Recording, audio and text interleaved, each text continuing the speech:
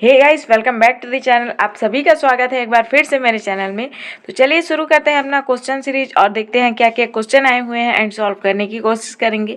लेकिन उससे पहले अपना थॉट ऑफ द डे देखते हैं कि आज का थॉट ऑफ द डे क्या है।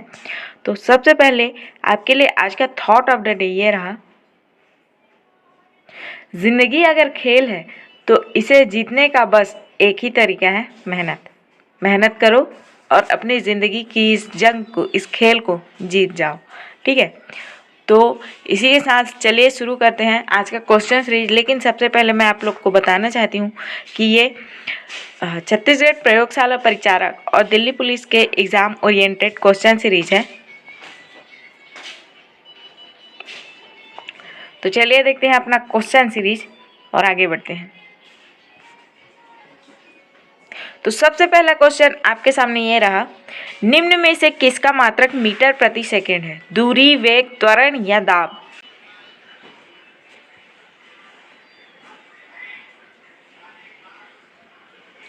तो आंसर क्या हो जाएगा? ऑप्शन बी, वेग।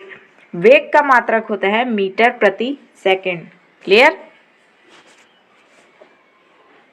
अगला क्वेश्चन, वस्तु का वेग निम्न में से क्या हो सकता है? धनात्मक, ऋणात्मक या दोनों या कोई नहीं?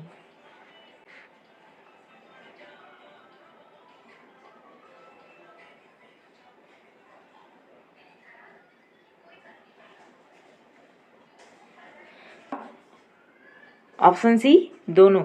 ऋणात्मक भी हो सकता है और धनात्मक भी हो सकता है। ठीक है, अगला देखते हैं। अगला क्वेश्चन है, निम्न में से कौन सा कथन सत्य है? वेग का मात्रक मीटर प्रति सेकंड है, वेग एक अदिश राशि है, वेग एक सदिश राशि है, वेग सदैव धनात्मक होती है।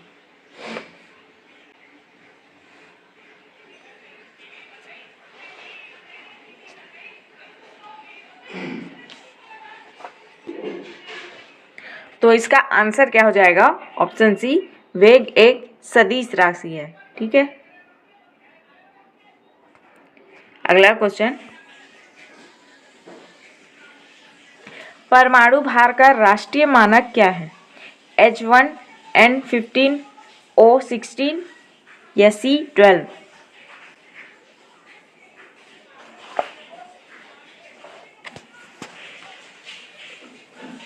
इसका मतलब बोल रहे हैं कि हम लोग जितनी भी पुरानी चीज़ें हैं हमारे इतिहास में, मान लो सिंधु घाटी सभ्यता की ही मान लो, तो कुछ कुछ वस्तुएं मिली हैं वहाँ से, जैसे अन्नागार वगैरह और क्या, खिलौने, मूर्तियाँ, मिट्टी के बर्तन।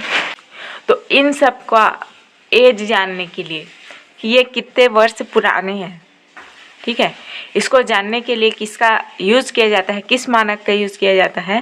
तो याद रखिएगा, हमेशा यूज़ किया जाता है किसका? C12 का। C12 का यूज़ किया जाता है। ठीक है, अगला क्वेश्चन है, सोडियम परमाणु के कोर इलेक्ट्रॉन की संख्या क्या है? 8, 9, 11 या 10?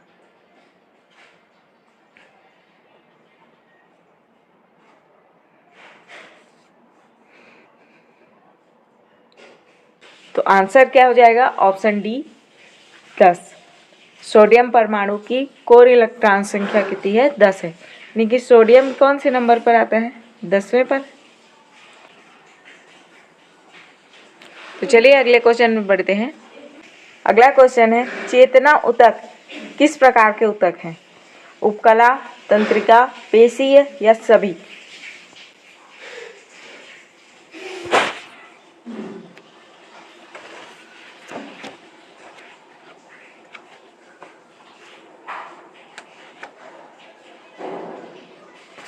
इसका आंसर क्या हो जाएगा? ऑप्शन बी, तंत्रिका। चेतना ऊतक किस प्रकार के ऊतक हैं? तो तंत्रिका ऊतक हैं। क्लियर? अगला क्वेश्चन, हीमोग्लोबिन पाया जाता है आरबीसी, डब्ल्यूबीसी, लसिका या ए एंड बी दोनों?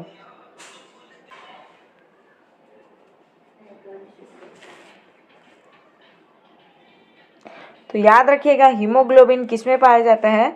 ऑप्शन बी, डब्ल्यूबीसी में। डब्ल्यूबीसी बोले तो वाइट ब्लड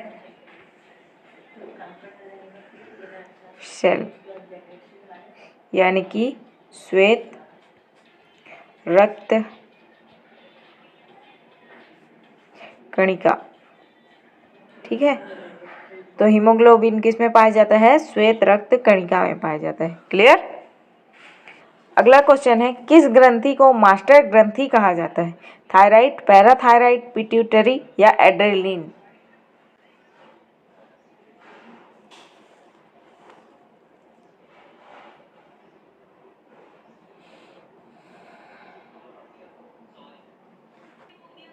तो आंसर इसका हो जाएगा ऑप्शन सी, पिट्यूटरी। पिट्यूटरी ग्रंथि को कहा जाता है क्या? मास्टर ग्रंथि। क्लियर। अगला क्वेश्चन है, भोजन में उपस्थित शर्करा को मोल्टोज में बदलता है कौन सा?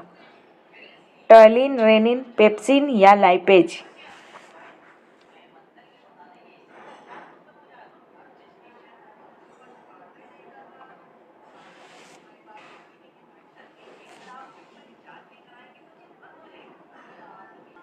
आंसर क्या हो जाएगा? Option A, ptyalin. Ptyalin. Ptyalin change करता है भोजन में उपस्थित शर्करा को मोल्टोज में। क्लियर। अगला क्वेश्चन है, मानव शरीर की सबसे बड़ी ग्रंथि कौन सी है? पिट्यूटरी, थायराइड, वृक्क या यकृत?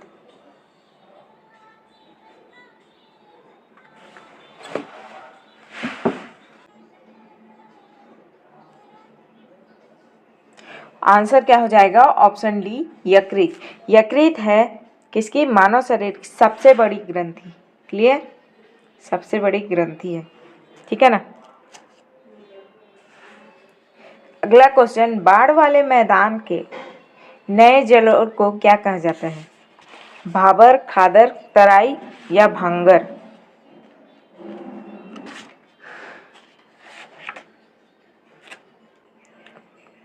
तो याद रखिएगा, बाढ़ वाले मैदानों के नए जलोढ़ को क्या नाम से जाना जाता है?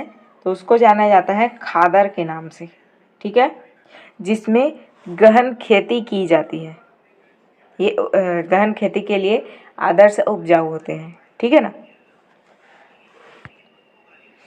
अगला क्वेश्चन है, पूर्वी घाट की सबसे ऊंची चोटी कौन सी है? अनाईमुड़ी, दोदा बेट्टा, महेंद्रगिरी या धूपगढ़?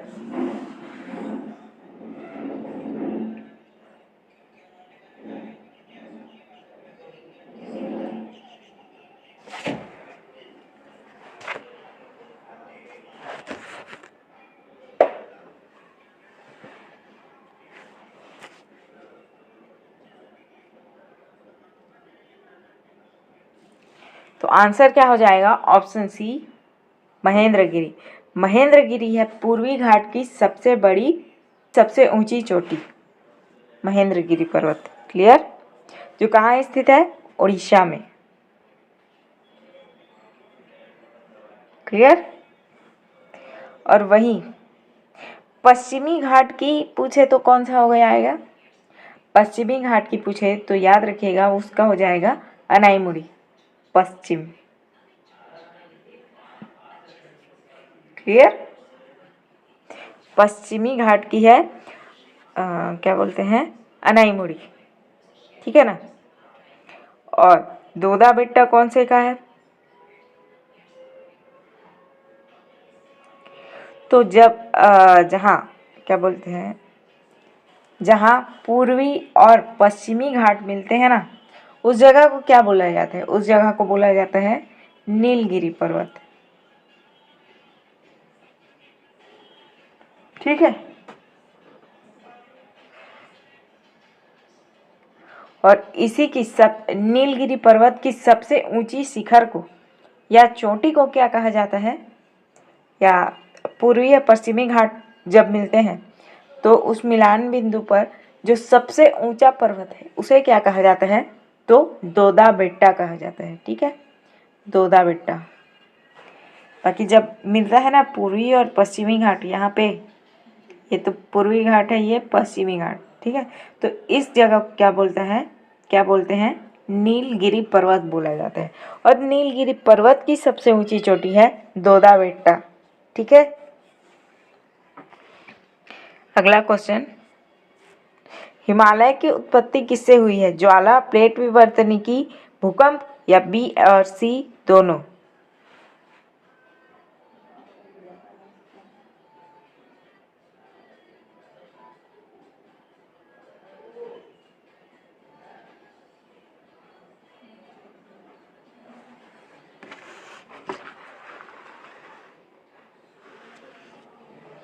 तो आंसर क्या हो जाएगा? हिमालय की उत्पत्ति हुई है प्लेट विवर्तनिकी से या प्लेट टेक्टोनिक से।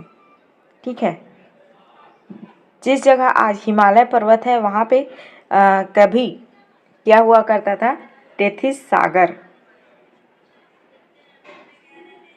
ठीक है, टेथिस सागर हुआ करता था, जो अभी क्या हो गया है? हिमालय पर्वत बन गया है वहाँ पे।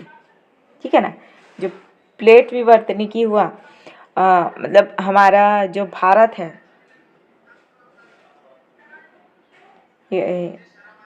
हमारा जो भारत है वो पहले गोंडवाना लैंड का हिस्सा हुआ करता था। ठीक है, गोंडवाना लैंड यहाँ पे ठीक है, तो यहाँ से जब कट कर अलग हुआ तो यहाँ क्या टेथिस सागर के पास जो महाद्वीप हुआ करते थे, एशिया महाद्वीप हुआ करती थी, उससे जाकर जब टकराया तो यहाँ पे उत्पत्ति हुई किसकी? हिमालय पर्वत की। ठीक है, अगला क्वेश्चन है, ऊटी किस पहाड़ी पर स्थित है? दोदा बेट्टा, अनाईमुड़ी, गुरु शिखर या नीलगिरी पर्वत?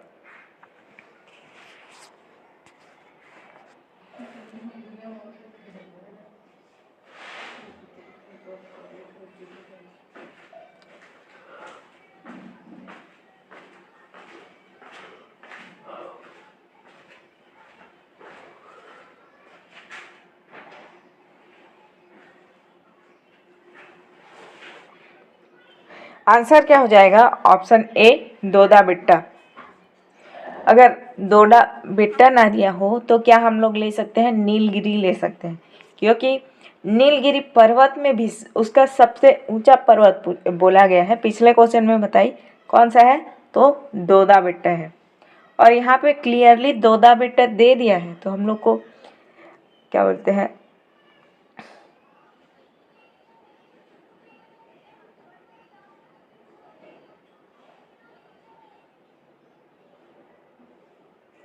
हम लोग को और आगे सोचने की जरूरत ही नहीं है। ठीक है ना। आंसर हो जाएगा इसका क्या? ऑप्शन डी, नीलगिरी पर्वत। ठीक है, क्लियर। अगला क्वेश्चन है, छत्तीसगढ़ का प्रसिद्ध चंपकेश्वर मंदिर, महादेव मंदिर कहाँ स्थित है? राजिम, गिधौरी, रतनपुर या चंपारण्य?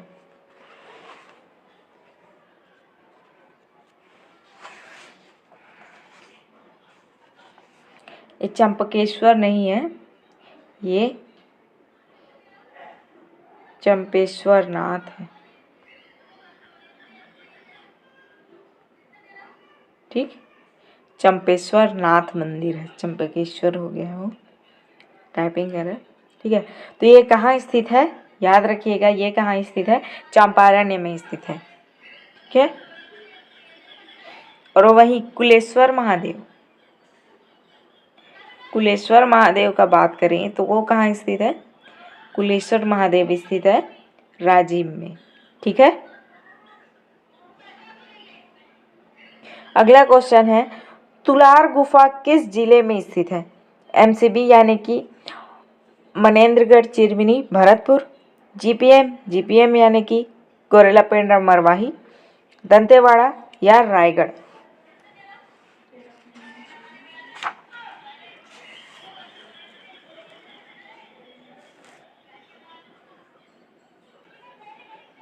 तो तुलार गुफा कहाँ स्थित है बोले तो तुलार गुफा स्थित है दंतेवाड़ा में। ठीक है, अगला क्वेश्चन है, कैलाश गुफा किस जिले में स्थित है? रायपुर, सरगुजा, सूरजपुर या बस्तर?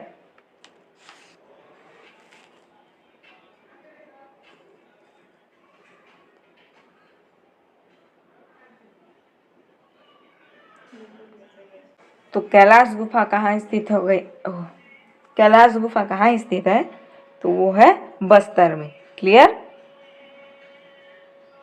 अगला क्वेश्चन है मनदीप। मनदीप गुफा किस जिले में स्थित है? रायपुर, बिलासपुर, राजनांदगांव या दुर्ग?